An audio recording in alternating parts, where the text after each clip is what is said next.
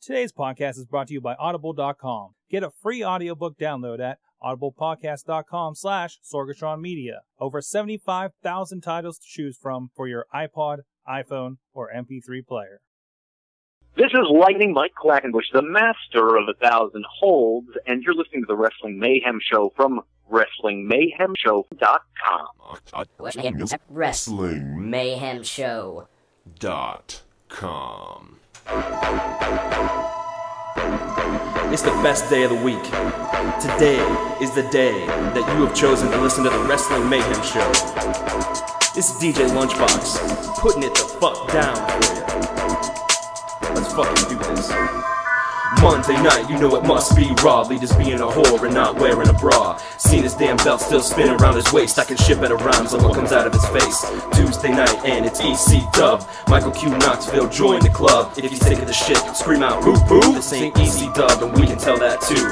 Wednesday night, ROH on DVD, the best wrestling on the planet to the nth degree. Joe Damon's delirious, Daniel City, Kimikaze, Homicide, the Rottweilers, and Kenta Kobashi. Thursday night, TNA on Spike. Bruce's broken, so that means I'm puking blood tonight. Shut up and show me the damn X division and get SoCal balance in my line of vision. Friday night SmackDown, this is all life. Kicking back, watching wrestling every night. Kenny, Boogeyman, Helms, Hardy, Guerrero, London, Kendrick, and stealing the show. RWF Scion in the weekly features. You're a student, we are the teachers. Shout outs to Jimbo's crew and to the D's, putting it down for Vim with the greatest of ease. Ladies and gentlemen, it's Wrestling Mayhem Show 227. We have a very special show planned, like we plan anything, tonight. Set to join us here in a little bit is Johnny Cashmere to tell us about Trent Acid's Acid Fest Memorial Show that happened over this past weekend and everything else. But of course, I am your host, Sorgatron, and with me is our delectable panel of Mayhem enthusiasts. Delectable. I'm trying to read the dictionary once in a while, okay? DJ Lunchbox on the upper left. DJ Lunchbox on the upper left. Those are not his hands in the picture. I've already been confused by that. How you doing? I'm fantastic, although I'm a little concerned for WrestleFan now because he apparently thinks that you want to eat him. What? He did say delectable. Delectable? Delectable. He kinda looks like a baby. Oh. Mad Mike on the right, rocking the shades once again like a fucking rock star. What the hell? Hey, Sorg, I gotta get set for San Diego next weekend. Do you even get sun in New York City past the smog? Sir, it was over 100 degrees in New York City this weekend. Yeah, God damn yeah, it. I've been hearing those guys on the 404. Yes, and it's dashing, Mad Mike. Yeah, thank you, Riz. Yeah, I've heard the guys on the 404 complaining about that for the last 2 weeks. Yeah. What about you, WrestleFan, where it actually does have heat in Texas? We actually get over 100 degrees here. Where 100 degrees is when you wear a sweater. Mm-hmm. How you doing? The sad thing about it, he's completely true. This is why I have no interest in visiting Texas, by the way. As always, if you're new to the show, if you just stumble upon us, check us out at WrestlingMayhemShow.com, of course. And you can join us on Twitter at Mayhem Show.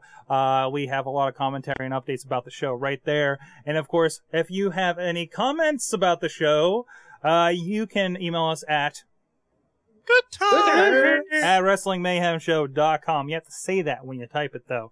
Or you can actually say that to us at 412-206-WMS0. That is our hotline. When we get some cool stuff on there, we might put you on this show. And a lot of times, it's kind of an audition to get you on as our guest commentator type people. Also, as always, we have Mayhem Wear up on the website to check out. And, we didn't get any responses. Let us know which of these faces you want to see on a t-shirt next. Everybody pose. Give your best face. Not one of those. Could be one of those. You don't know. Could be on your stomach. Right there. Like Optimus Prime is for me. And the definition of cuteness. What, the intern? What was this? I think you should have the intern. Just talking to the mic. Intern. There'll be a question mark because nobody's seen her for a while. I'd buy the intern shirt. And of course, you can check out for $1.99. You can check out the WMS Gold app. I was actually using the Gold app for Bird's Eye View recently. While I was doing the lawn work the other day. It came in really handy because I didn't feel like downloading and finding it on iTunes.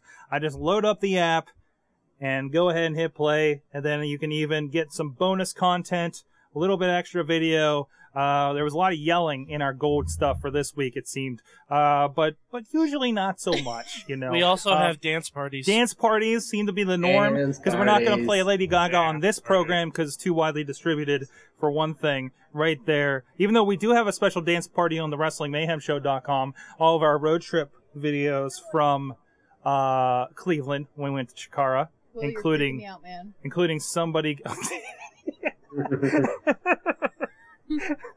Hold on a second. There you go. The intern broke Sorg. What the fuck? The intern did not break Sorg. LB broke Sorg. LB is crawling into your living room right now.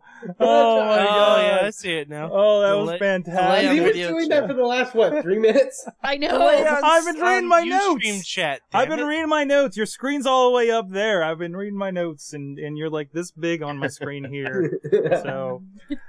I want an animated GIF of just slowly moving towards the camera like that. DJLunchbox is a scary sight. This might be happening.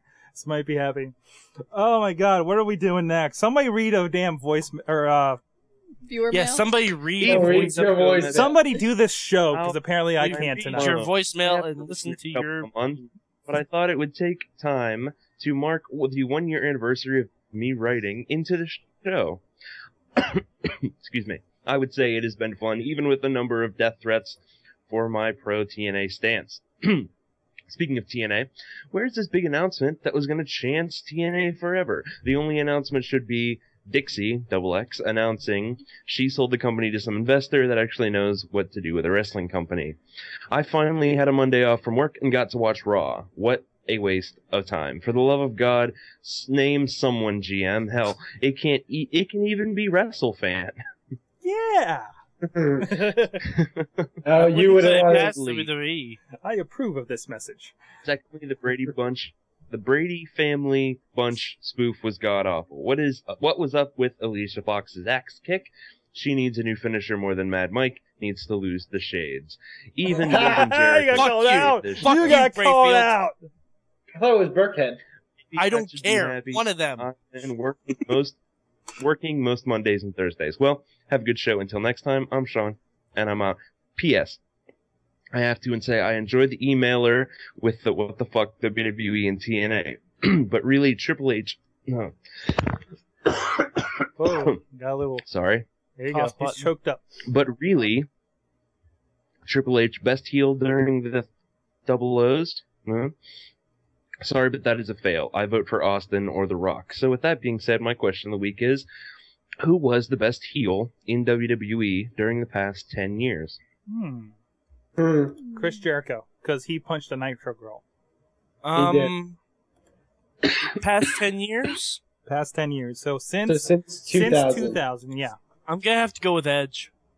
That's what I was thinking, Edge. But I do agree with the Wolf. Triple H, I thought, was pretty much one of the, I like Triple H better heel than face.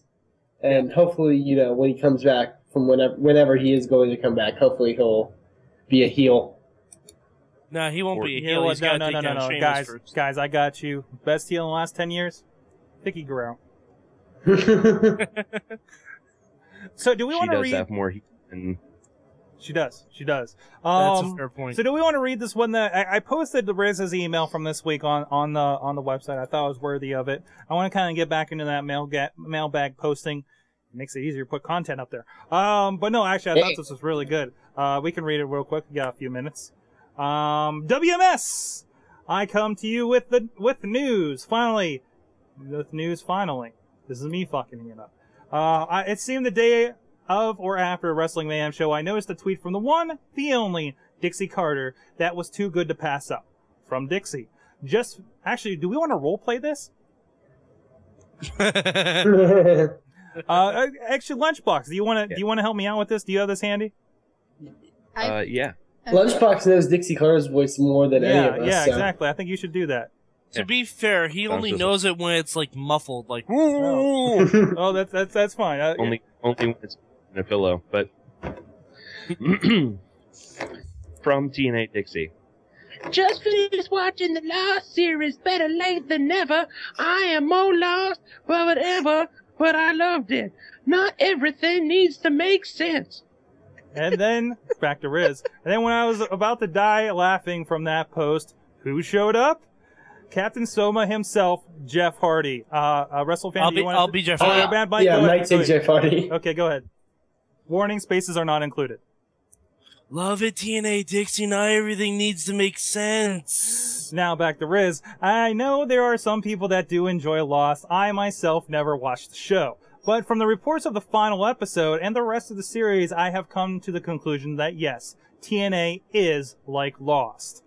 First off, both never died. TNA has a low number rating. I believe they did reach a near 1.0 last week, as Lost finished the show and then came back for more. Secondly, at the end of Lost, weren't fans more confused about plot twist not ending? Sound familiar?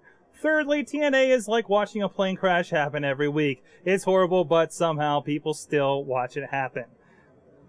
But honestly, here's my opinion on this. This is directed at Dixie and Jeffro. Yes, sometimes not everything needs to make sense, and I am glad you guys are getting that your product doesn't make a lick of sense. Difference with Lost and TNA, besides the millions of viewers who watch Lost as compared to the barely million people who wind up watching TNA, is that TNA, unlike Lost, is supposed to make sense and not leave its fans hanging in the wind with their dicks in their hand. So thanks TNA for finally realizing your very own company doesn't make sense. Until next time, and not making any sense and loving it, Riz. That's why we posted that. So wait. Yes. Is TNA the Chewbacca defense? What's the Chewbacca defense? I'm not aware of this. Chewbacca is a Wookiee who lives on the planet Endor. Yes. No. No, I got it backwards. He lives from that. I'm sorry. I got it backwards. He's from Patrick. What's that? This is Chewbacca. Yes. Thank you, WrestleFan. Right. I thought that was the reference you were making. I don't know. Yes, it was, but basically it's just like saying that none of it makes sense. None of it makes any sense at all. Because it almost seems like TNA reboots after every pay-per-view. Which they do, but I mean... Interesting. Yeah. All right. Well, on that note, we'll have plenty more to say about TNA later in the show when we go over the pay-per-view and everything. In the meantime, we need to get ready for our interview with Johnny Kashmere. What's up, guys? This is Sorg. We had a little bit of a power outage. We're dealing with that. We got stuff kind of half up and running right now. Hopefully get through this interview with no problems. But on the line right now, we got Johnny Kashmere. How are you doing tonight? Pretty good, guys. Thanks for having me on. All right. Is it raining out your way? It's pretty rough out here in Pittsburgh, I guess. It was all day. I don't think it is anymore now. But all right. Yeah, man, we've had rain since, I want to say since Friday. Yeah, since Friday, pretty much nonstop. Yeah. Well, let's get right into it. Sorry, we're a little off because of our issues here, but of course, you sir, you were Acid Fest just came off it this weekend. A tribute to Trent Acid that passed less than a month ago. Tell us. Well, for those that may not be familiar with Trent Acid, maybe didn't catch him in Ring of Honor, CZW, JCW. Tell us about the man. You know, what did they miss out on? What they should maybe go back and check out. Well, Trent Acid is someone who started wrestling at such a young age, and when I say a young age, I mean like high school. I think he was 14 or 15 when he started attending the wrestling events at the ECW arena. And he started doing the backyard wrestling, and he had friends that, you know, lived and breathed wrestling. And I was the same way, but I was in New Jersey. He was in Philly. So he was in South Philly with his group of friends, and they all had their backyard league. And before you know it, they're all going to the ECW arena, and they're doing stuff like, you know, being mischievous in the crowd and, you know, causing trouble in the bleachers and having fun. And they were just known as like the fun kids on the bleachers or, you know, whatever. And then they started training. Trent trained with Reckless Youth. He trained with Don Montoya. He went to the Pitbull school. I had started training with the Pitbulls. That's where we had met. I was just pretty much showing up for like my first week of class, and Trent was already working events. He was already in a gimmick with Twiggy Ramirez in NWA New Jersey, where they did it was kind of like a Marilyn Manson group, like a foursome. And Trent was involved in that, which was a really big break for him early on because, as you know, NWA New Jersey was kind of like the best place to be back then. Mm-hmm. Not kind of, it was. I mean, they were running, 6 to 8 events a month, and each event drawing, hundreds and hundreds, sometimes thousands. We worked for them for years, and they helped build our names. So Trent started for them, working with Angel Amoroso down in Yardville, New Jersey. And he sort of morphed into Trent Acid when I met him from the goth. He was called, I think, the No Good Kid. So he morphed from that into just Trent Acid when I met him around 99, 98, we're going to say, 98. I used to pick him up from high school to bring him to practice, to wrestling practice, 3 days a week, 4 days a week sometimes. We were that dedicated. So I started training with the Pitbulls, and he was already trained and had helped me.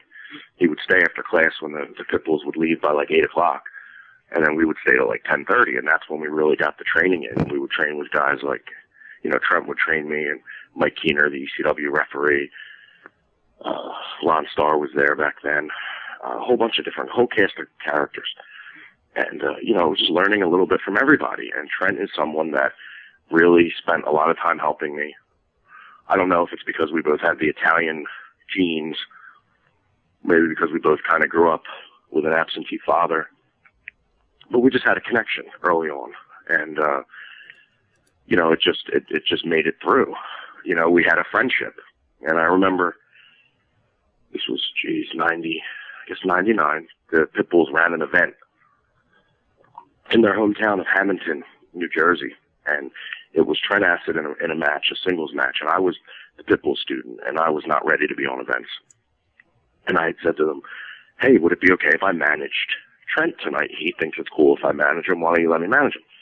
And they said, well, Gary said, yeah, I'll let you, but, I'm not just going to throw you out there for no reason. There has to be a reason for you to manage him. What are you guys going to wear? And we were just looked at each other I don't know. And he said, well, go get dressed, come back and see me.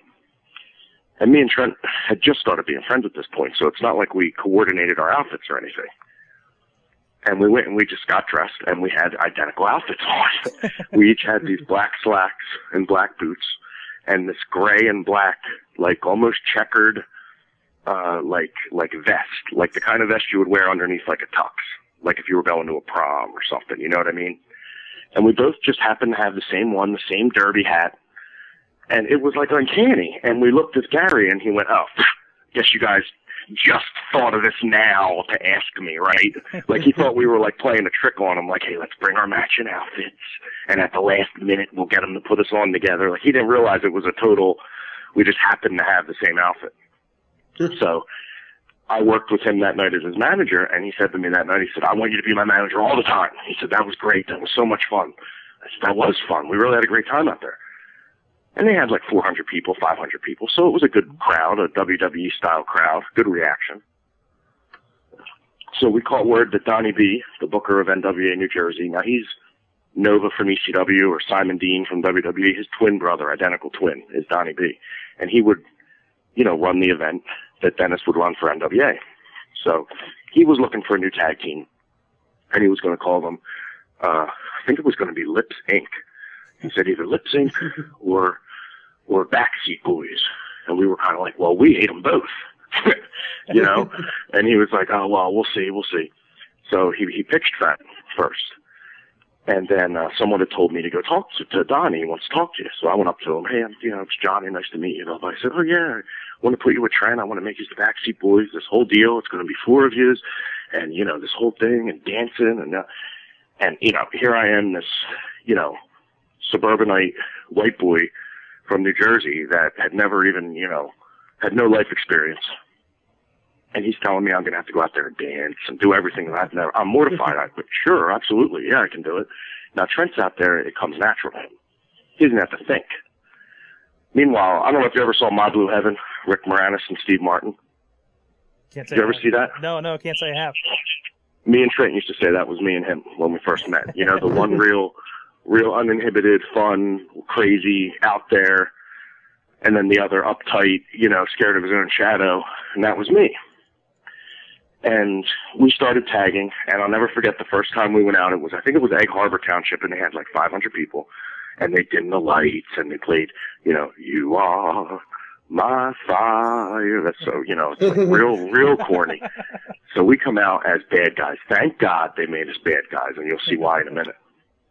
So we come out, and I'm thinking, oh my God, I have to dance.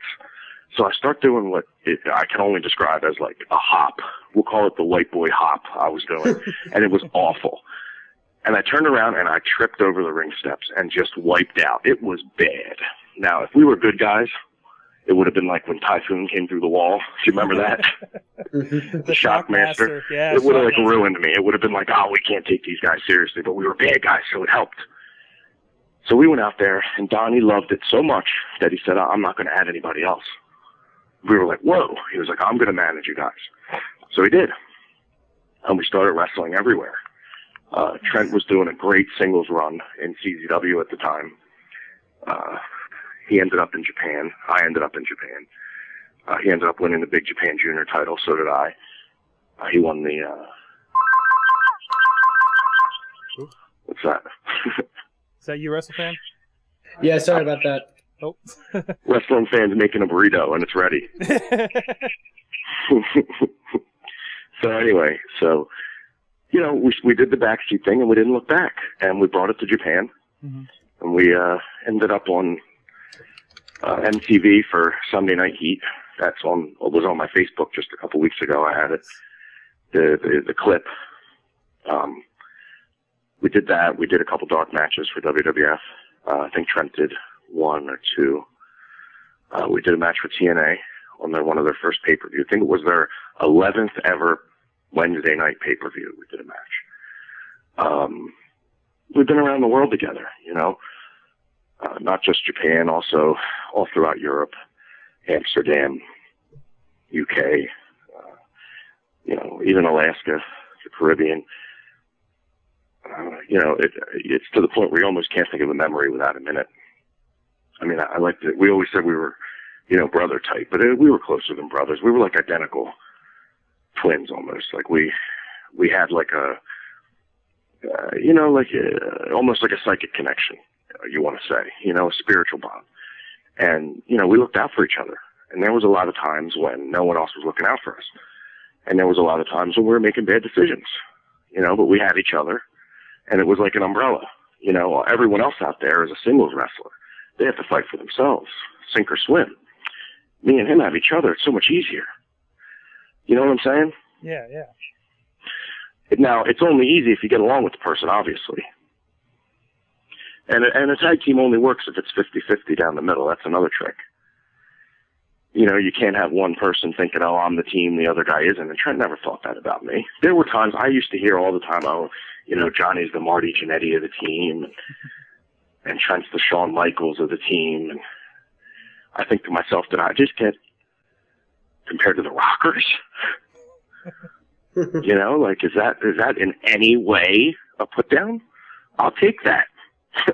When I was a kid, if someone said, you're going to grow up, they're going to compare you to the Rockers, but you're going to be the Marty Jannetty, I'm going to still be damn happy. What the hell? You still become the IC champion at some point, right?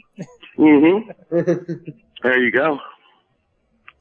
There you go. But I'll tell you, man, the Acid Fest was a huge success. We raised over, I think it was over $7,500 that we gave right to the family. It was so emotional. There's a picture on my Facebook if you search Johnny Kashmere, and that's Kashmere, and you can see right there one of the pictures at the very end of the event with the whole locker room in the ring, and the fans were throwing streamers, and it was amazing. It was amazing. Yeah, I got that up. It looks like it was a pretty packed house. I've been to the ECW arena before myself recently, and that's one of the fullest houses I've seen. Yeah. That's fantastic. And this is a show. I was reading, I believe, if I'm correct, Trent passed on the 18th of last month. This was just this past Saturday on the 10th of July. This had been quite an endeavor to pull together so quick. I'll tell you, he passed And I found out I was up, I guess I was up about 7 a.m. And by about 9 a.m., I got the news. Mm-hmm. And I think by 10:30, we already knew the date of the event. Mm-hmm. I'm pretty sure. I mean, it was like, I didn't know how to deal with it, first of all. I wasn't ready to deal with it. I still haven't completely absorbed this. And I just needed to be distracted. And I just went right into autopilot. And I want you to understand something. I'm so, I don't even know what to say because I feel like an idiot saying it, but I'm so passionate about the business and I'm so into the pro wrestling business that, like, I get, God, I don't even know the right words to say here. I get to the point where I almost, I take it too seriously.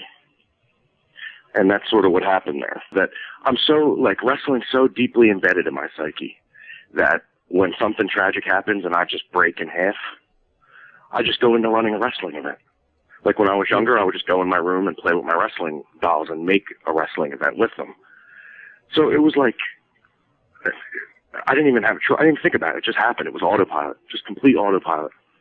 And, you know, I tend to take running events very seriously. And this one I didn't. This one I just let it happen. I didn't micromanage. I didn't even meddle. I just allowed. I just sat back and I'm just going to let this sculpt itself and see what happens. Because if I go in and meddle, I'm going to wonder, did I do the right thing? Did I do? Let it happen. And that's what I did. I just sat back and people would call me, oh, I wanted to do this on the event. Well, do it. Oh, I wanted to do it. And they would, oh, okay. I mean, it was just like, do it. Do whatever you feel, do. And everyone did. And there was no one bitching. There was no politics. It was just, it was hot in the building and no one even bitched about that. It was just one of those days where you just, a perfect momentum was carrying you. It really was. I mean, I was in pieces in the ring. I worked in front of the arena crowd as John Cashmere. And I've never done that in my life. I've never walked through the curtain not as Johnny Cashmere. Do you know what I'm saying? Yeah, yeah. Mm-hmm. And I did. I almost feel naked now. I do. I feel exposed. I feel vulnerable to the Philly fans. But, you know, Trent, I'm one of the few people that knew Mike Verdi. Mm-hmm. Not just Trent Acid, Mike Verdi, I knew. And not many people knew him. A lot of people think they knew him, but they didn't. They knew Trent pretending to be Mike Verdi. Trent only allowed certain people to see his true self. It was almost like he felt certain people didn't deserve him. Like, you know, if he'd got a bad vibe off somebody, he wouldn't let them know it, but they wouldn't get to see the real him. That's just how it goes. They would get the wall. And I didn't get the wall. And I did it first. And I broke through it. I'll never forget the day he said to me, you don't have to ever prove your friendship to me again. I said, really? He said, yeah, I get it, finally. He said, I'm really sorry it took as long as it did. And I said, no, I get it. I said, you know, being raised without a dad and Italian overbearing mothers, it's just a certain environment that we've both been exposed to. We just understand it. You know, there's a bond there. Now, now, of course, you know, everybody's, you know, seen everything in the internet sites, the dirt sheets or anything, with or without any details. Is there anything out there you want to clear up about Trent's passing? Clear up exactly what did happen, if you don't mind. I mean, I'm not really, I know the family's grieving. Yes. I know they're not doing well, and I know that they listen to these. Mm-hmm. And I'm not going to be responsible for making them relive it. Yeah, if they're listening. I'm just not going to do that. I'm sure it'll all, in its time, will all come out. Obviously, it was what you think it was. Mm-hmm. But I'm not going to make it about that right now. Mm-hmm. Trent was not himself for the past couple of years, and he was lost. And I did everything I possibly could, and it got to the point where to remain his buddy, you know, to have your arm around him and, hey, everything's great, then I would have been an enabler, and I would not be able to live with myself right now. Exactly. But I can look myself in the eye in the mirror. I really can, because I know that to look at your twin brother and say, I can't be around you when you're like this, if that doesn't wake him up, that's pretty much the most you can do. I mean, you know, you can't force anyone to do anything. You just can't. Mm-hmm. You know, you have to want it. And Trent lived his life such that he had to die young. I hate to say that, but he lived the life of an 80-year-old man. He just did it in 30 years. He never rested. I couldn't even keep up with him. And that's saying something. I'm no slouch.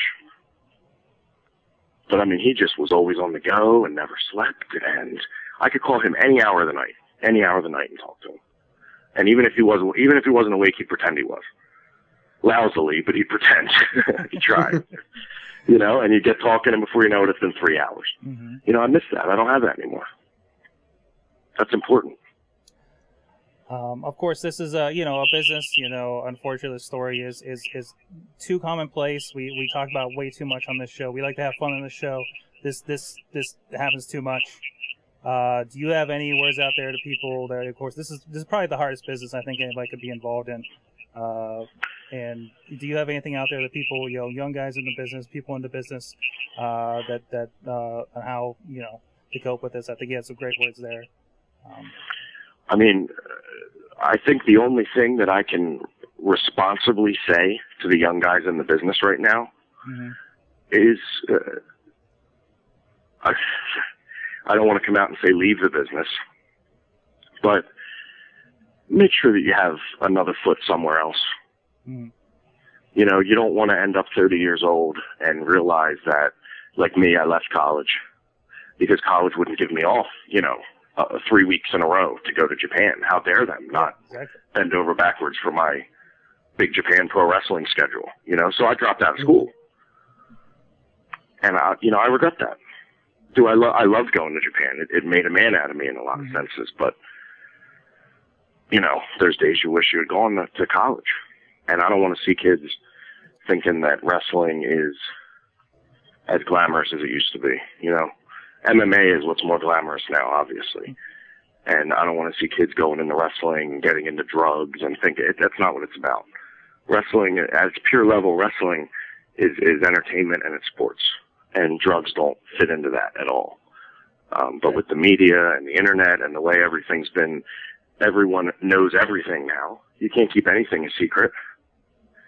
But look what Vince is doing. I mean, you see smaller and smaller guys on TV. I hate to say it, but someone like a Trent Acid would have had a chance in today's market again. With the Evan Bournes. You know, the smaller guys that are, you know, Trent had a pop culture look. He could fit right up. You put him with Cena and Morrison and, you know, and Randy Orton and, who I just said, Evan Bourne. You put them all together, they all have the same pop culture look. Trent could have fit right in there with them. It's just sad. It's just sad. And he had it, too. He had the wrestling. He did. He had it. He was the Shawn Michaels of the Indies. I mean, anywhere you put him, he had an awesome match. Any kind of style. If he did hardcore, it was amazing. If he did comedy, you pissed yourself. If he did, you know, he could do Catch as Catch Can. He could do tournament style. He could do main event. Just amazing, you know, 5-star match. I mean, he could do anything. He really could. And that's the mark of a true professional. Hey, don't. So, well, but I appreciate you guys having me on the radio, and it's always good to talk to you guys, for real. And, I don't want to talk too much about much else. Mm-hmm. I'm going to be honest with you. I'm sort of like just getting back to my routine today. Just went back to work yesterday, finally. You know, it was just one long day from the day that he passed until his memorial event. Mm-hmm. And, you know, I do feel closure finally. And the fans actually voted me into Maryland Championship Wrestling's Shane Shamrock Memorial Cup, which is July 31st in Glen Burnie, Maryland. You can check that out at marylandwrestling.com. I'm going to be in the wild card. And I already told Maryland if I win this thing, then I'm going to have Trent Acid engraved on it. And this one's going to be for him because that's like the one tournament that he was never in and never won. He may have been in it, but he never won it. Mm-hmm. And I know that Trent would have wanted to take that one home eventually. He would have. I think it's inevitable that he would have. But I'm going to do that for Trent on the 31st. So I'm going back to training tomorrow, extensive training. So I kind of let myself slack for the last couple of weeks. And I think one milestone worth mentioning I saw from the show this past weekend that they inducted Trent into the Hardcore Hall of Fame at the ECW Arena. which I know is a really big honor as far as that goes. Yeah, you can see a picture of the banner on my MySpace or on my Facebook. It's a really nice banner.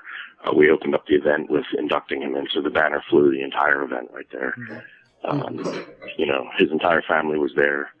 His kids from his friends from the neighborhood, they were all there. They made matching T-shirts to memorialize Trent. I mean, you could just feel the love in the building. You know, there was no one that feels that they're Trent's acquaintance. Everyone feels that they're Trent's friend. And I think that's pretty much one of the nicest things you can say about a person. Yeah, for those that those that haven't been to ECW Arena, that band is going to be hanging up there right next to the likes of Terry Funk and Mick Foley, people that made that building. And that's a really, it was really nice to see that when I was looking at the results from this weekend. Yeah, and Todd Gordon actually was there also to help induct him into it, because Todd's in the Hall of Fame himself too. So that was good having Todd back, and you know, having Donnie B come back to the ring with me was amazing. There was a lot of reconciliation at the event. Myself and Devin Moore and Trent used to be thick as thieves, and we had a falling out, and things were never the same between us. And me and Devin had a reconciliation. Me and Drew Blood had a reconciliation. Me and John Vandig had a reconciliation. Me and Todd Gordon had a reconciliation. Me and Dr. Don had a reconciliation. I mean, the list just goes on and on. And it was an overwhelming feeling.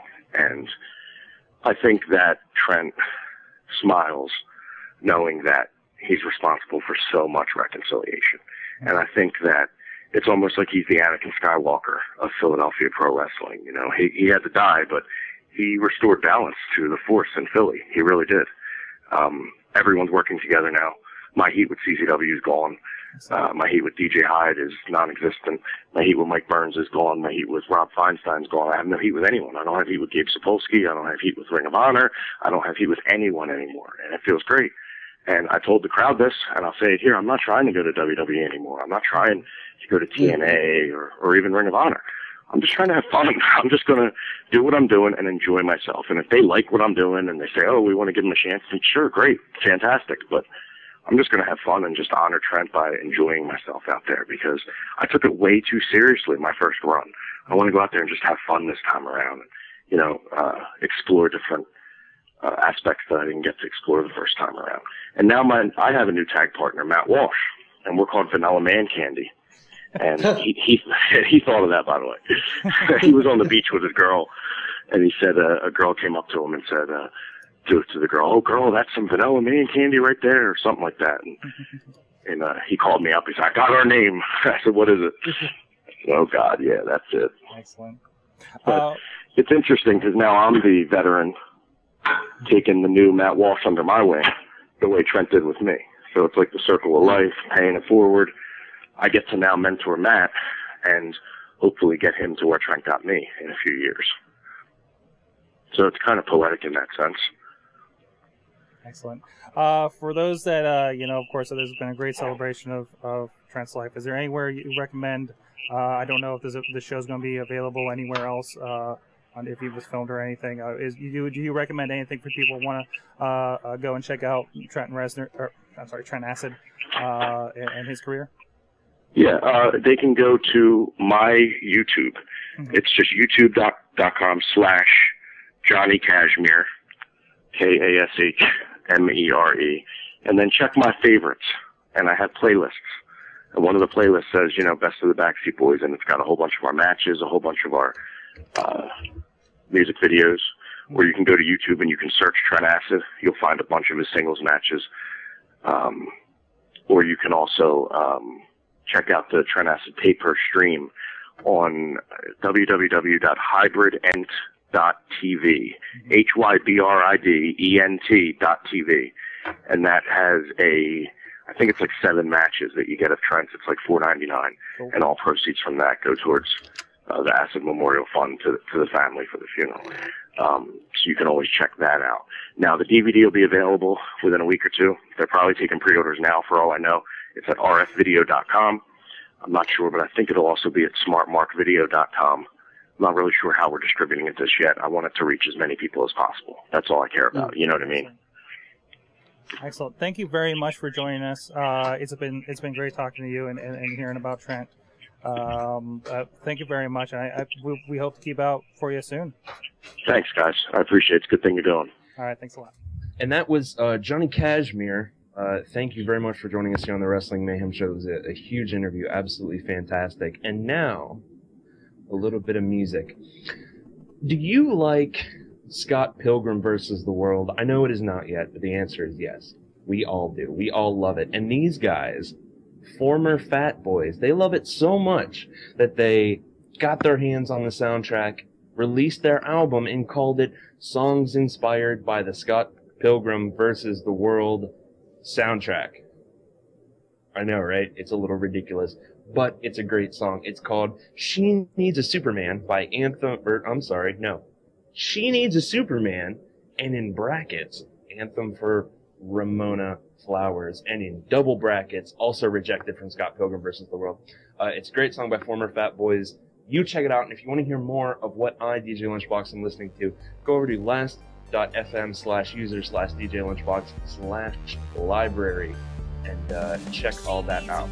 This is Wrestling Mayhem. Just Bruce Wayne. I got some cash, but I gotta up my night game. She needs a Superman, and I'm too Clark Kent. She got that stamina, I come too fast like Wally West. She needs a Superman, stopping bullets, blocking spam. He does it all, even defeats the Foot Clan. She got expensive taste, and absurdly tiny waist, and it's like her boobs protrude up to a gorgeous face.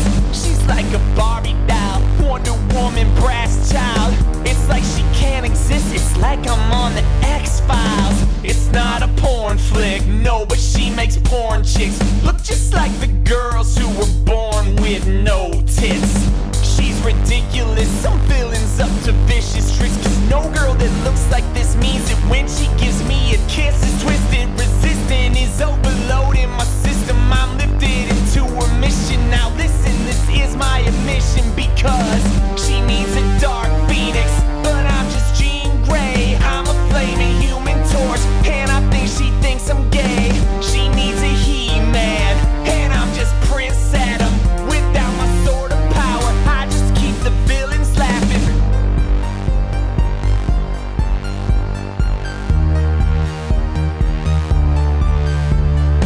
She needs a super dude, a man of steel with attitude. She needs a hero, a zero just will not do.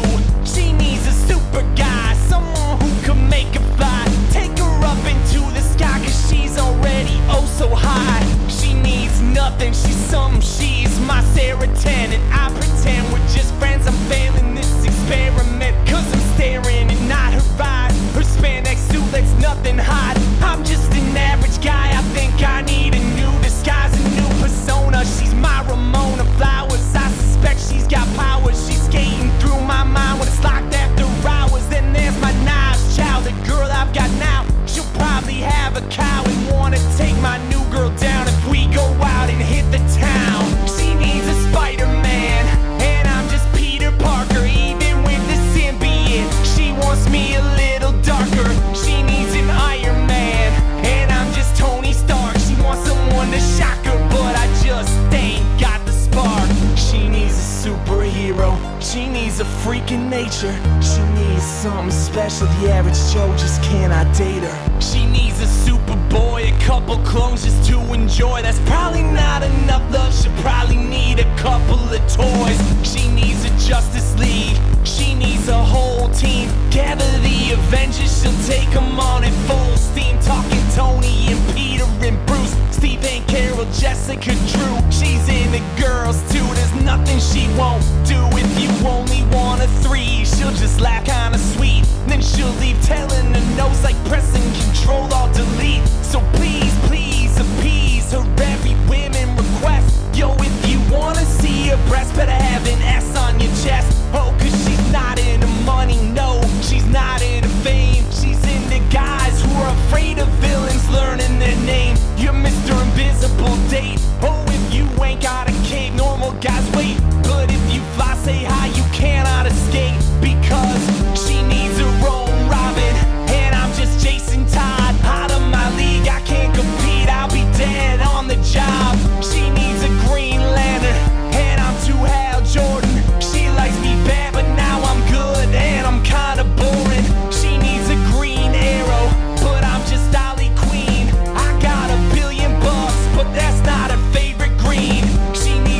Wonder Twins, but I'm just plain Zan. I can get her wet, but she says she needs another hand. She needs a Superman, she needs a Batman, she needs a Spider-Man. I'm just a former fat man.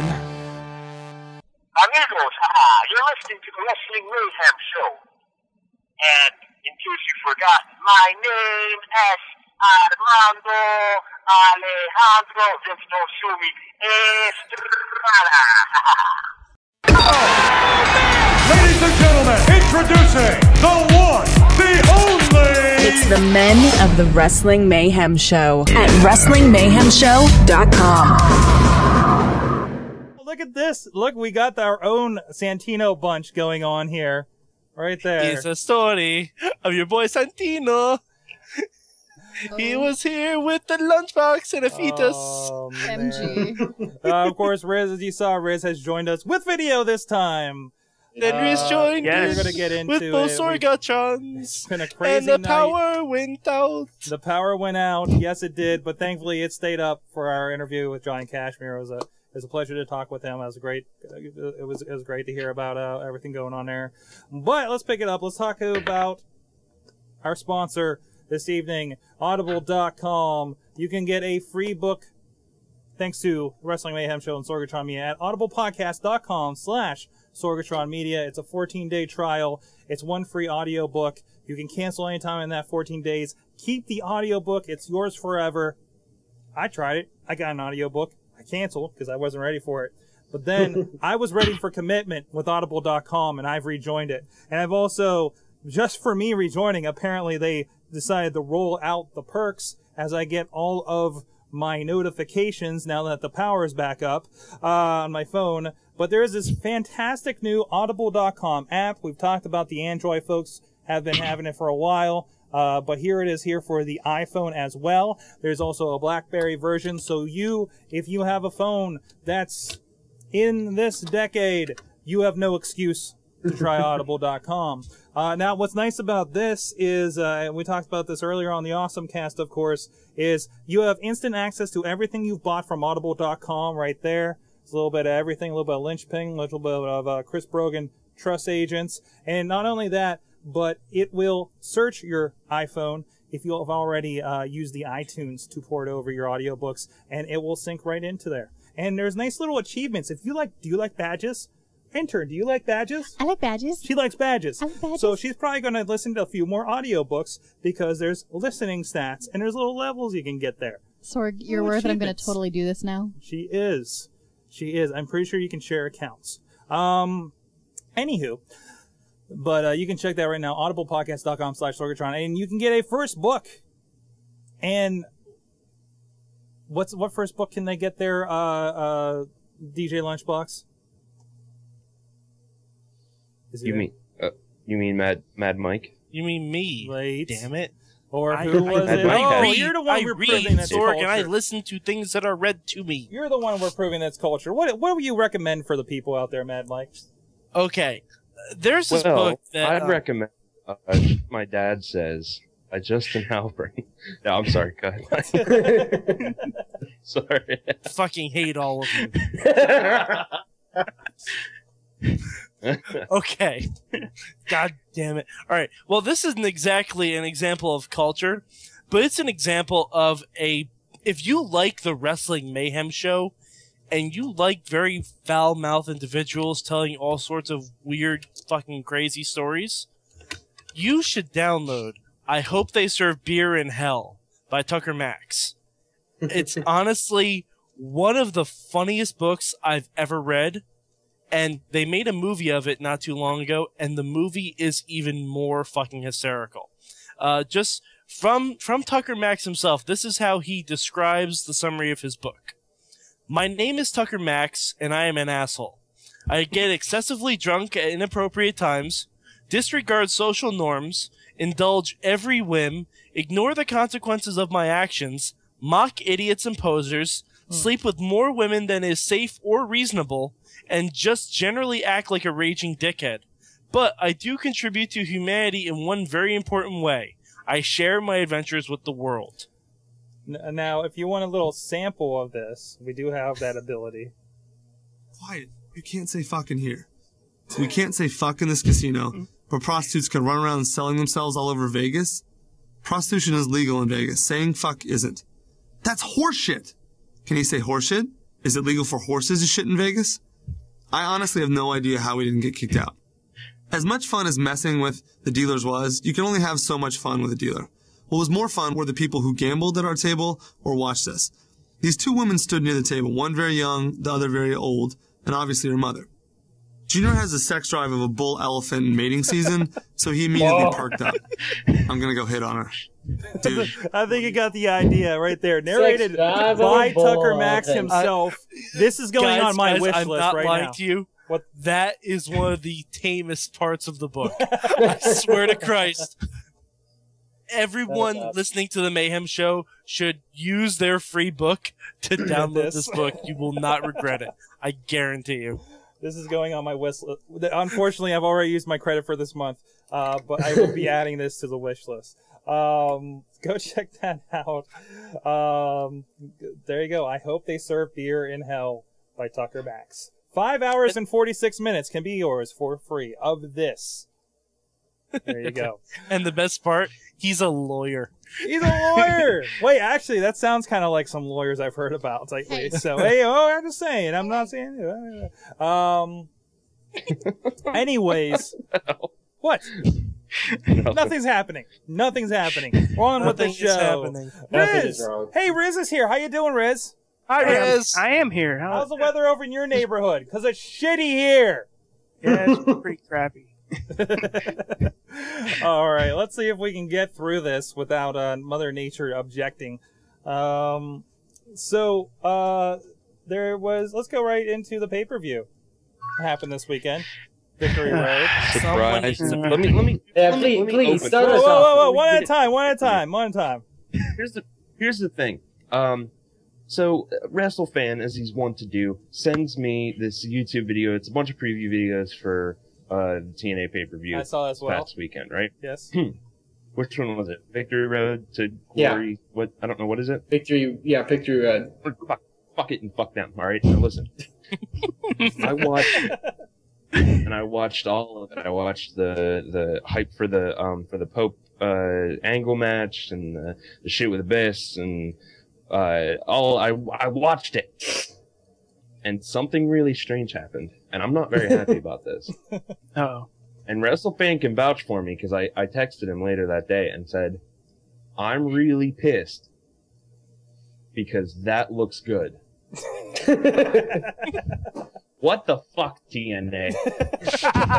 You can't do this to me now. The fuck? You can't pull this shit on me now.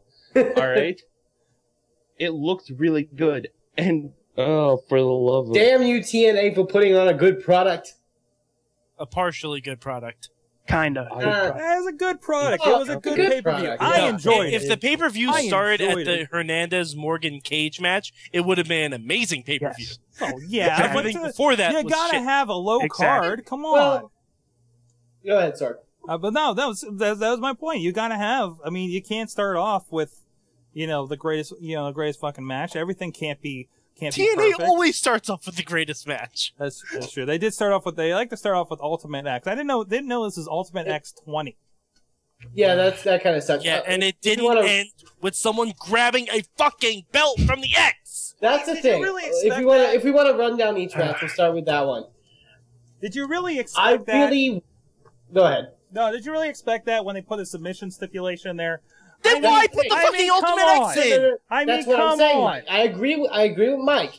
They should have just made the match a submission match. That was way too overbooked. They didn't even use the Ultimate X the entire match, pretty much. They used it for one spot. But if you take out the whole Ultimate X thing and just look at it was a good wrestling match. They only used the Ultimate X once, which pissed me off. But if they just botched it. And they didn't really botch it. No, Brian Kendrick was supposed to put that Cobra Clutch on. He was supposed to put the Cobra Clutch on as Williams was reaching for at least we saw he attempted to go for the Cobra Clutch. But the thing is, they should have just made it a submission match. If it would have been just a submission match, it would have been fine. It would have been great, actually. But, and it was okay, but I mean, it just pisses me off that they didn't use the Ultimate X at all during the match. Especially if it was really the 20th Ultimate X match. They could have done such a shitty way to crap on the Ultimate X. Like, they could have had some more participants in there, too. They couldn't just have... Not even having more participants, but I mean... no, Riz, they don't have any other X Division guys. Well, yeah, they do. Yeah. Red. Homicide. No, Homicide was killed by Matt Morgan. Don't you watch the product? If you want to move on to the next match, was the three-way between Brother Ray, Brother Devon, and Jesse Neal. And that I didn't have any expectations for that match. No, this is a storyline-centric match. Although I am amazed at how much Jesse Neal is supported in the Impact Zone. I'll be honest with you, I like Jesse Neal. Yeah, he's something different. If they do something with him, then that'd be great. He's a young guy that doesn't look like he's been rushed too fast. Like, I think that his matches have looked really good, like better than half the NXT guys, to be completely honest. He's an alternate look. He doesn't look like everybody else. I mean, like the NXT guys, back to that, and I think people are really kind of resembling with that. And then Shannon Moore's always been a fan favorite no matter what he's done, no matter how much he's been crapped on. He's the #1 MFer, damn it. TNA is full of morons. Well, oh, jeez. That's what his fans are called. Morons. Oh, yeah. Oh, thank you. His last name's Moore. See what I did there? Apparently none of you did. But, and then the next match was the Knockouts match, which people were complaining about how the match ended. The match ending would be fine if the referees in TNA weren't fucking retards. Like, the referee could have... Well, basically what happens, for those who watch the pay-per-view, the stipulation was if Velvet or Lacey came out, then Madison would be disqualified, and they'd give the belt to Angelina. Mm-hmm. So, biker chick, which TNA, apparently... Well, I won't reveal who it is, but... In TNA, disqualifications can make a title change hands. That's just like... It's been a rule. No. No, but if it wasn't... They stopped that. They stopped that. Yeah, they said specifically for this match. The thing was, if it wasn't Velvet or Lacey interfering, Madison would have just kept the title. Mm-hmm. But the thing is, they had the motorcycle chick come out. She beats up Angelina Love. The ref calls for the belt. And the ref just gives the belt to Angelina.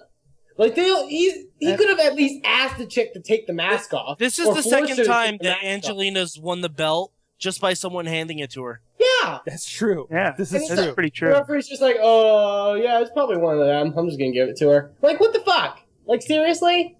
But, can I say one note quick about this match? It looked like Madison was wrestling naked. Yes, I did. I greatly appreciated that. At the same time, I was like, wow, it really looks like she's wrestling naked in there. And it was an alright match, actually. Yeah, it was a fine match. It was a fine match. I don't think there's really a stinker of a match as a whole, I think everything was wrestled fine. Nobody, the worst over TNA ruleified stuff was the Ultimate X and the women's match. Yeah. The 3-way was what it was. But then I think everything after the women's match was actually really good on the pay-per-view. The cage match was great. I thought a lot of people bitched about the tag team match between Kazarian against Samoa Joe and Rob Terry. This guy. Now, Riz actually made a good point to me. Riz made a good point to me because I was like, well, who else are they going to put as a tag team? Generation Me. That's what Riz said to me, and I was like, that probably would have been a better match. But then they would have come off as jobbers, as they always do. So you job out Samoa Joe? He didn't job. It wasn't a job. No. Samoa Joe Dude, you would have done exactly the same thing. This was the first time Joe has been on pay-per-view since he returned. And he got Obviously, screwed. Samoa Joe didn't job out if he beat up Desmond Wolfe and I think the referee afterwards, right? The difference is if Generation Me, who have been taken out in, I think, a 2-on-1 ladder match, went in there and the same thing happened to them, they would be jobbed out. Because it's Samoa Joe and Rob Terry, they're more bigger, important guys, so it looked more important. And you got the storyline was Ric Flair was appointing these guys to wrestle AJ and Cass. And frankly, but the thing is, Joe and Rob Terry have never tagged before. In fact, Joe has had a reputation of just beating the ever-loving shit out of everyone. Mm-hmm. So, hey, how did Ric Flair get Joe to participate in this match? Like, that doesn't... if these were guys that were handpicked by Ric Flair, wouldn't he have wanted a team that's been together a long time to see that AJ and Kaz can work together? I think it's fine. That's what I said, too. I mean, they're a makeshift... Go ahead. Thrown together. Yeah, but there are two devastating individuals that don't typically work together. You have these two guys that haven't been working together, and AJ and Kaz. And frankly, from what I saw from that match, I hope they continue to be a tag team. I think it would be a lot of fun to see those guys actually gel. And I think this is that storyline kind of coming around. Yeah. We talked a bit about the cage match. The next match after that was my personal match of the night. Ric Flair versus Jay Lethal. Mm-hmm. That was great That match. was the best thing Ric Flair has done since WrestleMania 26? 25? 25. 24. 24? 24, yeah. 24, because that was in the best thing he has done. Sean wrestled Taker twice. Yeah. That's right. Oh, yeah. That's right. My thing is, and I posted this on Twitter, you can, people can say whatever the hell they want to say about Ric Flair, about all the shit he's been through. You know, he's been in the news and stuff like that for a while. The age he is at right now, the shit he did in that ring last Sunday, I was shocked. He took a freaking superplex off the top rope. Like, he did actual, mat wrestling with Jay Lethal. They're 10-year veterans. Bleed. They're 10-year veterans that can't do that. What he did. I mean, not that anybody can't do what he did. That anybody can't make Jay Lethal look like $1 million the way he did. Yeah. That was. Correct me if I'm wrong, but is this the first time anyone has ever beaten Flair with the figure 4? No. Probably not. No. I can't. No, seriously, I've been racking my brains since I heard about it on Sunday, and I can't think of anyone that's beaten him with the figure 4. I know a shit ton of people have tried, but I can't think of anyone that's ever actually done it. Right. Maybe no one has. I mean, I wouldn't think of anyone who. Because, I mean, I know Angle didn't, Shawn didn't, Trips didn't, Taker didn't. I can't think of anyone big in WWE that did, and definitely no one in WCW did. How about some rugged Ronnie Garvin? No? No. Ronnie Nobody? No. Okay. All right. And then, of course, I thought, while not a bad match, I didn't think Angle Pope was. I think we had higher expectations for Angle Pope. Yeah, and it was a good match. I like what you said. It wasn't his best match, but I wonder if Pope's still injured. That could be too. That might be it. Because there was a lot of ground game kind of happening there. A lot of the going for submissions. I actually looked away and missed the ending, to be honest. So yeah, not a lot of high flying, that high risk stuff from Pope and them. Though another really good match in the pay per view, I think Riz wants to talk about the Beer Money Machine Guns match. Now, Now, I like this. I know it was kind of a screwy kind of middle thing there, but I thought that was just a really cool thing to get kind of the fans into it, to say, oh, crap, they don't have an ending. This is another TNA finish. Okay, now it isn't. Now what are your thoughts? You know what's weird? The crowd was dead for the entire match. Because it's just they didn't know who to cheer for. Yeah. Because it seemed like Beer Money has been heels this whole time, but they're acting like faces throughout the entire match. I don't think they were acting like faces, but I think Beer Money... They did the Beer Money. That's a face thing. That's not really a face thing. It's more of a taunt, if anything else. Yeah, it's a crowd participation thing, WrestleFan. That's why Orton stopped doing his pose, because everyone loved doing it. Yeah. Well, he did it now. Well, I will get to that later. Yeah, tell me, because I know Riz wanted to talk about the finish of that match. Well, not the finish per se, just like what we were talking about before, the middle part, the restart of that match. It didn't seem to have, any meaning to it. I looked at it when it was on, I'm like, wait a minute, this is not right. The only possible way I can think, and TNA would probably do this, is do a feud between Earl Hebner and Brian Hebner. Yes, that would be awesome. It would be fucking retarded. But the thing is, I don't think it hindered from the match at all. I think the one thing is as soon as I saw the double pin, I flipped the fuck out because I knew exactly I knew what was going to happen. Like, oh, James Storm and Chris Sabin got the pins, so they're tag team champions, and they're beer machine guns, and they're wrestling Motor City Money. Beer gun. It's the beer gun. Motor City Money. Motor City Money. And that's exactly what I expected, but luckily when they restarted the match, I was really happy. Well, see, the thing that bothered me about it is, like, Earl came out when his son got blinded by the beer, right? Yeah. A, shouldn't that have been a disqualification? And two, if it wasn't, why did Earl stay in the ring after Brian could see again? That doesn't seem to make sense. There didn't need to be 2 refs in there at the time. Yeah. But I don't think they would. I mean, they wouldn't disqualify him for like spitting beer in his eyes. Like when people have ref bumps, they don't disqualify him afterwards. You know. Yeah, but those are accidental ref bumps. He used beer. He accidentally spit the beer at the ref. Yeah, but he was going to spit the beer at someone else. That's a DQ. But he didn't do it. Green mist is a DQ, sir. Especially if you see it happen, which Brian Hebner clearly saw it happen. Yeah.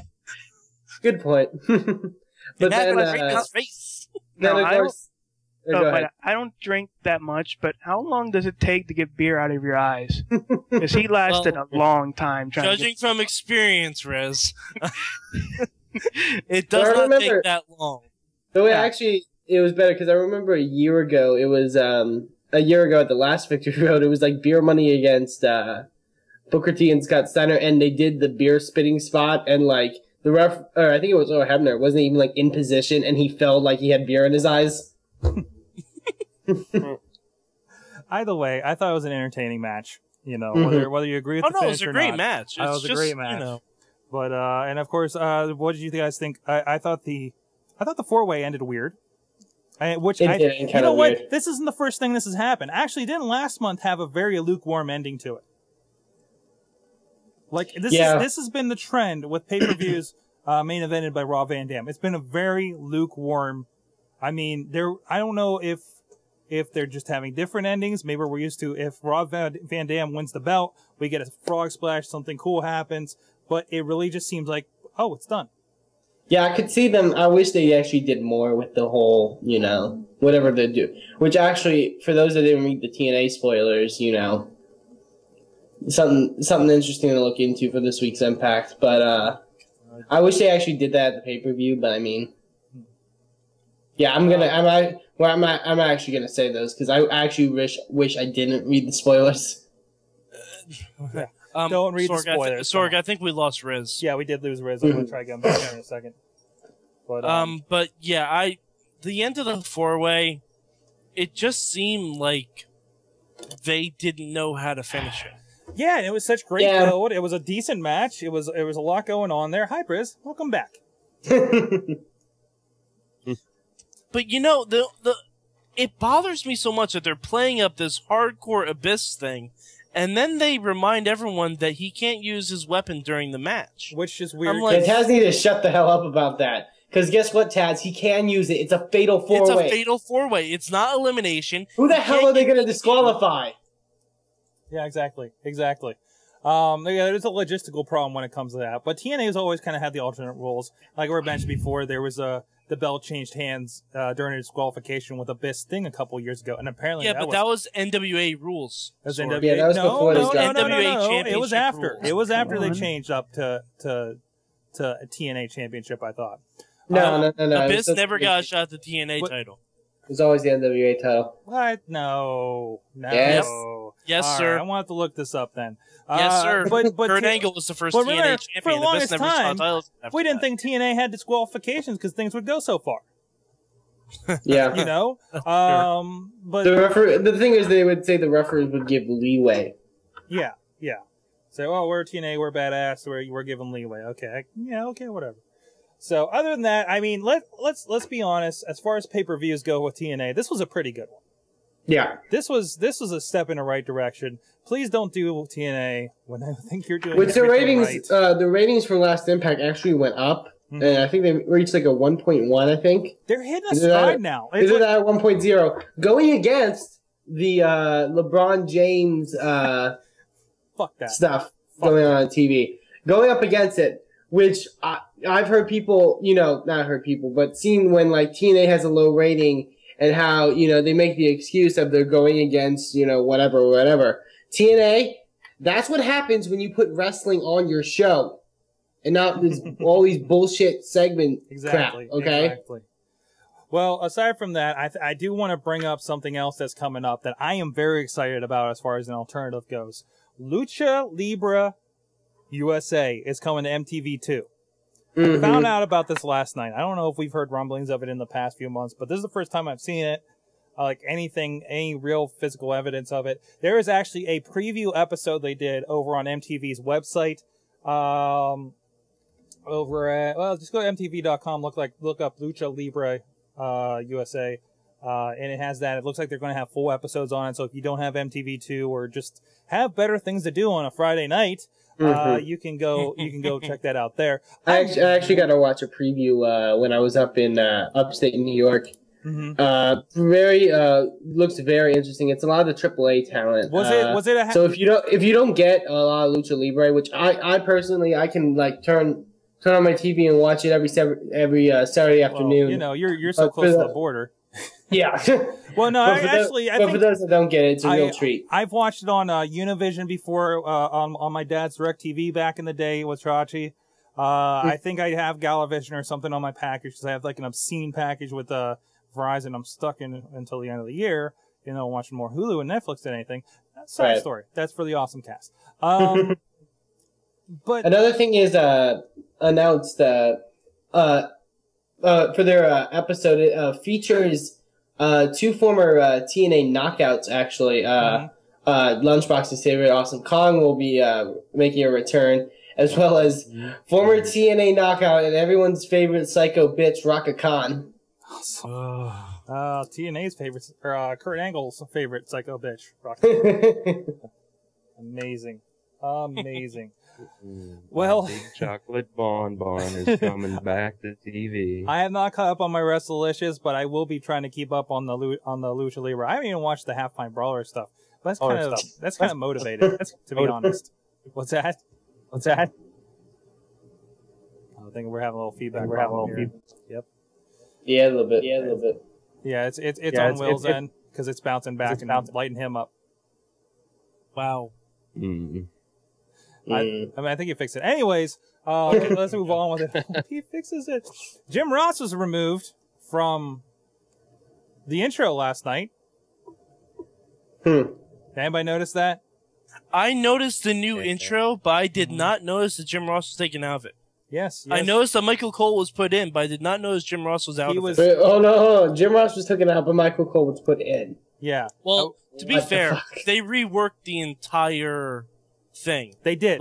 They threw in Miz. I think I saw Maurice in there. There was a bunch of newer stars in the signature. I want to look back and see. They didn't take out like the old stuff of like legends and stuff like that, did they? No, they started with Gorgeous George, Classy Freddy Blassie. Tassi was there. I think Austin was in there. Maybe even Warrior. I mean, they eliminated Hogan a while ago when he went to TNA. So yeah, Warrior was in there. I think. Yeah, I think he was. But they threw in a lot of new stars. So I mean, maybe this is something of a direction for them. Jim Ross apparently had commented on it just minutes after because people let him know on Twitter. I think this is his later comment on it. While at the gym, got messages that my voice was removed from Raw. He says if it matters, it's news to me. So there you go. Yeah. Well, although his voice was featured prominently in the Money in the Bank recap, I thought was interesting. So I don't know. Last I knew, Jeff Hardy. What's that? Yeah, so was Jeff Hardy. Getting taken out by Punk. But I think, last I knew, I thought he still had kind of a some weird contract with them. Yeah, like they had something. A weird extended, not on TV, contract. Yeah, like a developmental, from here on thing. But I don't know. Other than that, ROH announces plans for Tag Wars 2010, which will be they haven't done Tag Wars since 2008. It's going to be that was when they had their vacant tag titles. But it looks like a really good show. It's a little bit differently. There's going to be 3 brackets, and pretty much the 3 people that win those brackets will get title shots. So. And then also Downfall starring Chris Jericho continues to drop in ratings. It's dropped from 3.1 to 22.1 over 3 weeks. It's really bad for network TV, and I don't think there's much future there. Well, hopefully now, Jericho's been quoted in interviews as saying that he was picked out of about 100 candidates that auditioned for the part. So maybe if they don't blame it on him, maybe he'll still have another chance with another project down the road. So, yeah. He'll probably get something else. Other than that, Scott Hall hospitalized. It was with double pneumonia, according to his Twitter and MySpace page. Which apparently is worse than single pneumonia. Yes. Well, I think you get pneumonia, it's in a lung. Yeah, I'm pretty sure double pneumonia is like both lungs. So Twitter.com/Scott Hall NWO, if you want to follow up on that and get that information.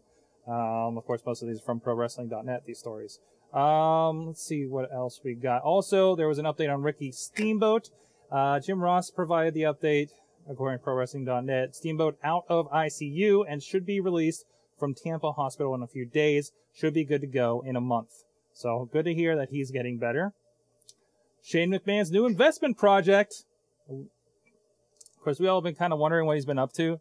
He had a meeting with UFC. I realized Riz didn't come back. Let me try him again. He was with had a meeting with IWC.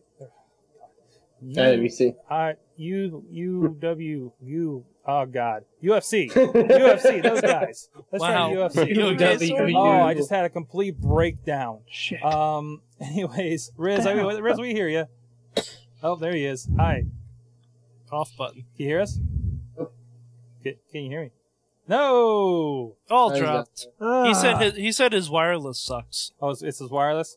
Yeah. Calls over there when we're going. Somebody called him? Is he on DSL? Is that what's happening? No, he's on wireless at his school, I think, so he keeps dropping in. We're going to try one more time, see if we can get him in there. He's breathing out. He's sighing. It's a sigh. It's a sigh. Riz. Hey, video. Hello? I don't know. I think we could, while we figure this out, we could talk about some interesting news that I found. Apparently, before the last TNA tapings on Monday, Dixie Carter had another meeting with the TNA talent. Yes. And she apparently told them to tighten up their work in the ring because they might be getting lazy from the fact that they have a tape show. Yeah. Yeah, fuck you, Dixie. Wow, that's rough. Step in the half in the ring and see, I mean, I don't think Dixie really knows how to build morale, doesn't she? I don't think Dixie's the one that should have said that.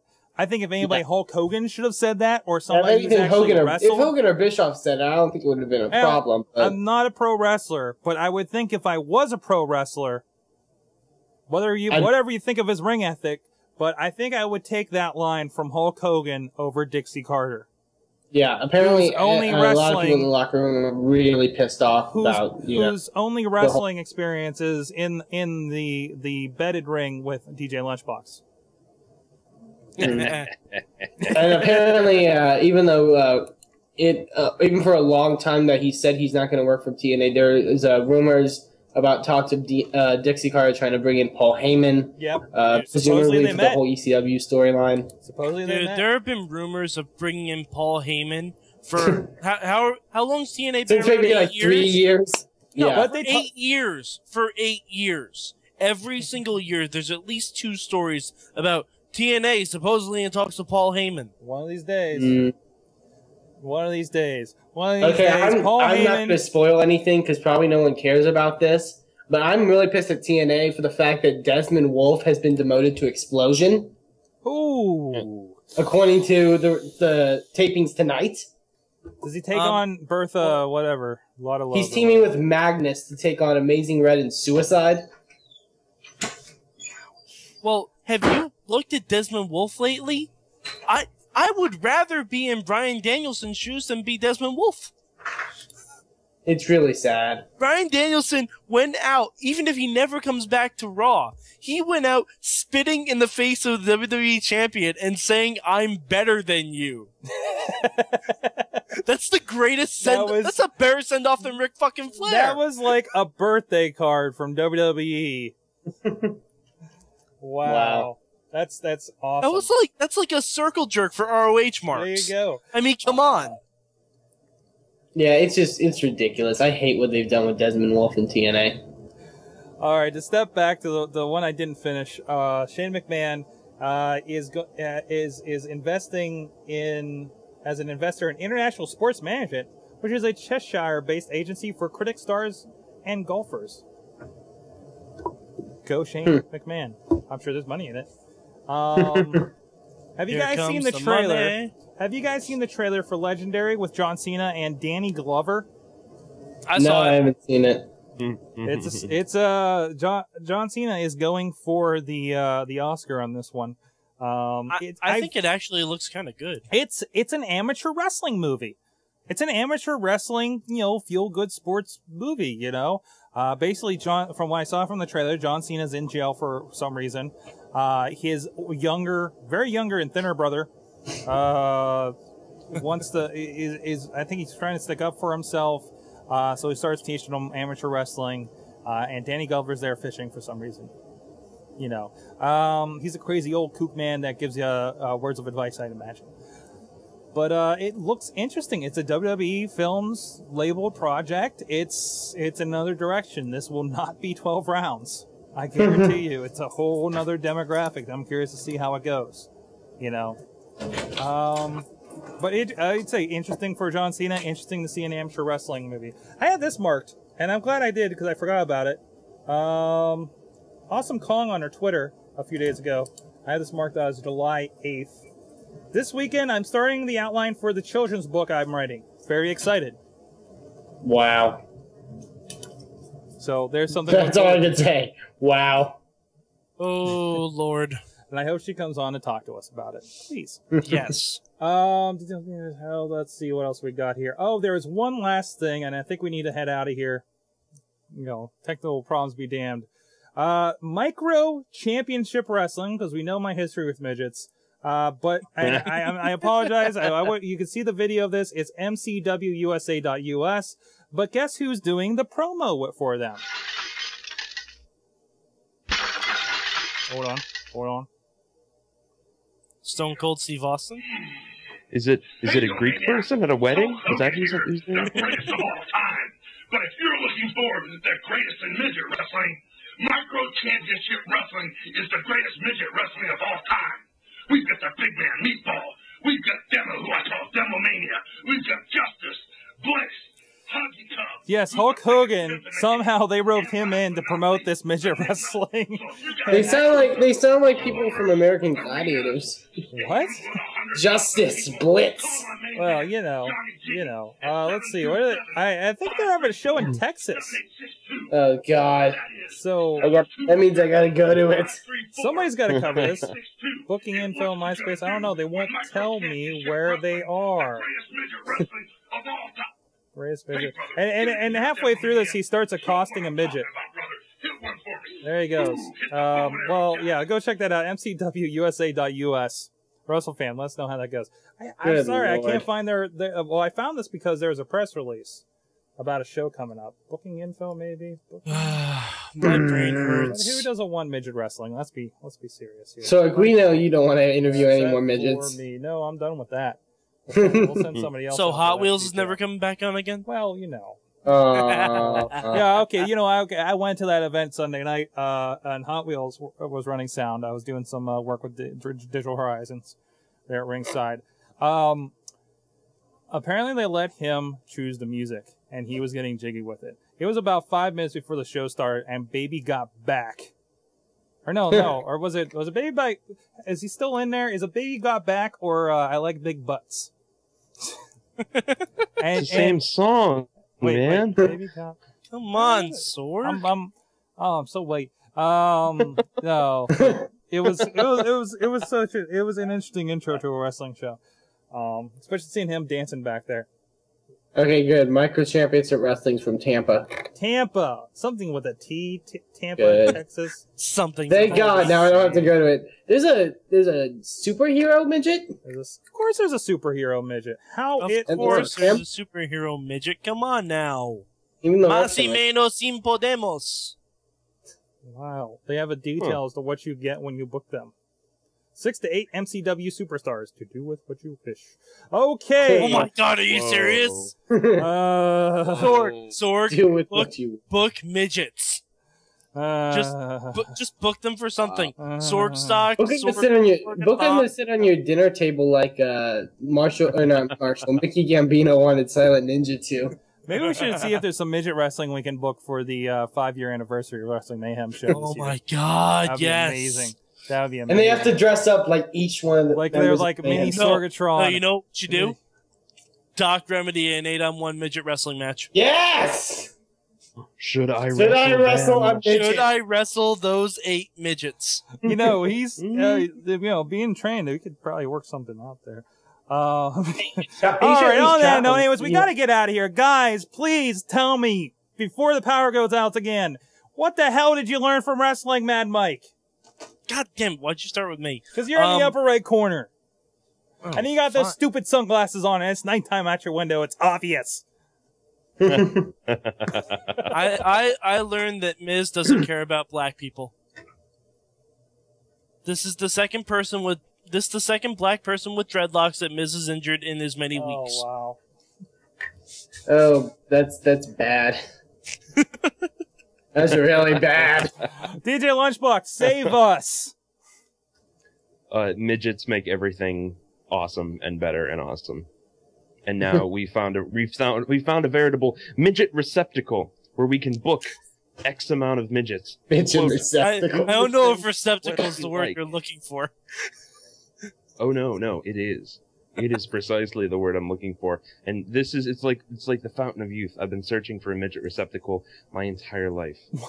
Here we have found it.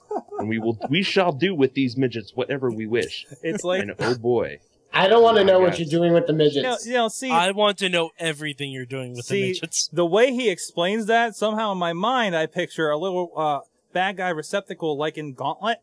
But with midgets coming out. Oh my God. Geek that up for you. That's anyways, right, yes. Speaking of people below the average height, WrestleFan, how are you? What'd you learn? Burst and forth with tiny daggers. I learned that I actually enjoyed the TNA pay-per-view, and that's nothing. Fuck, I can't talk. That's nothing that I've said for a long time. Oh, Riz learned that he can get his video working for only like 3/5 of the show. Yeah, 3/5. He also has to punch his Hogan wrestle buddy for that one. Yes. Right. Sorg, what did you learn this week from wrestling? I learned that no matter how hard you try, a single camera setup for a wrestling event doesn't always work out. So that's my warning to you that want to purchase Clearfield Cataclysm. 3. Actually 1 through 3 because they're all the same. I also learned that the ladies love the star tattoos on Mike Seidel, Evan Bourne's brother. Tell us a little bit about that. What, the star tattoos? Well, I was hoping, I want to say that for when Mayhem Missy is going to be on. She was going to come out tonight. Something happened, I don't know. Boy. Probably the weather. She's new. She's got a new car. I think she's afraid of the rain, to be honest. You know how much how much she loves Matt Seidel. Well, Ewoks don't like to get wet, Sorg. Yeah, exactly. That's don't get them wet. I blame her for that one. But And she was like, that's not Get wet, don't feed him. That's not Ewoks. That's something else. She was all like, I'm coming over there without Doc Remedy. I'm like, yeah, you don't need him on this show.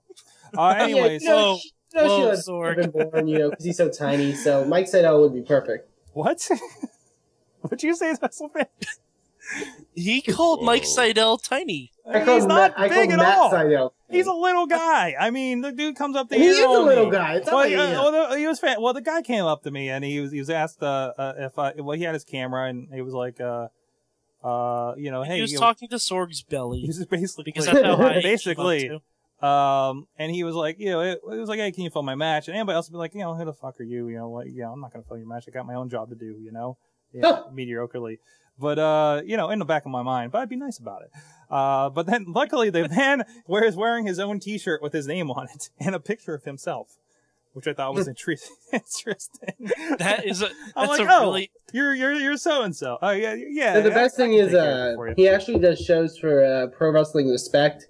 And if you go to their website under their roster page, his profile picture, it looks like a picture that a 5-year-old drew. Dude, I think that's basically what his t-shirt is.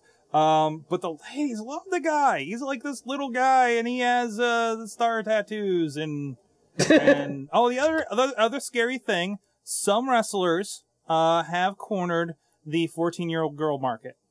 I learned at Sunday Night Show. Did they come out as pale vampires? No. They were like these skinny kids, these really skinny kids that just got whooped all night. Wheels, if you remember their name, I can't remember. WrestleFan, that was awesome. Oh, somebody call them the Pocket Gangrel Rockets. would be so popular nowadays. Somebody call them the Pocket Rockets or something. But dude, WWE needs to get on this. They need to bring back Gangrel, Kevin Thorne, and Ariel, and just douse them in glitter. Wait. Whoa. Stop. And A-Train and have them feud over Ariel. Yes!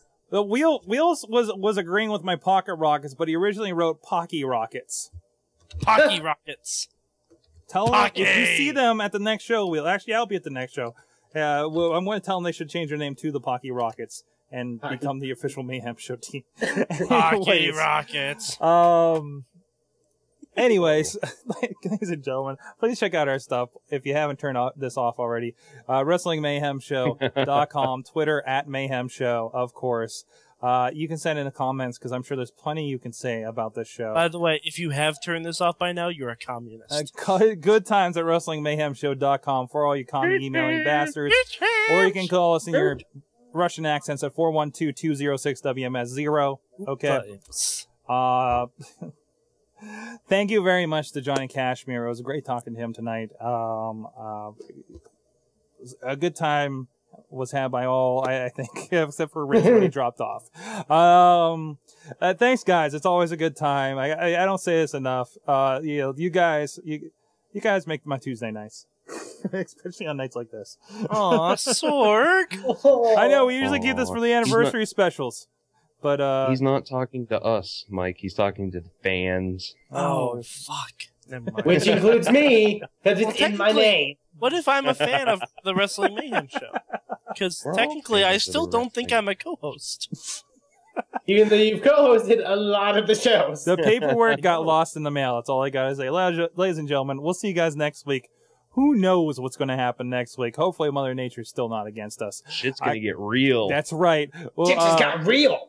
Shit's going to be boring because I'm not going to be here. That's right. Mad Mike's at Mad Mike 4883, at DJLunchbox, at WrestleFan2000. I'm at Sorgatron. Check us all out, sorgatronmedia.com, for all of our wonderful podcasts about technology, wrestling, and music. What more do you need? And if you have anything that's more, email us and tell me what shows we should do. We'll see you guys next week. Oh, and a shout out to Chris by Crocker, who messaged me and said he loves the show. Thank you for listening to the Wrestling Mayhem Show. Please subscribe to our iTunes streams and blog at WrestlingMayhemShow.com. Email us at goodtimes@WrestlingMayhemShow.com or call us with any comments at 412-206-WMS0. We love to hear from our fans, and who knows, maybe you'll make it onto the show. The Wrestling Mayhem Show was recorded live in Pittsburgh, Pennsylvania, in front of a live internet audience, and is a production of Sorgatron Media. You can be part of the show as we record live every Tuesday at 8 p.m. Eastern on TalkShoe.com and Eastern.tv.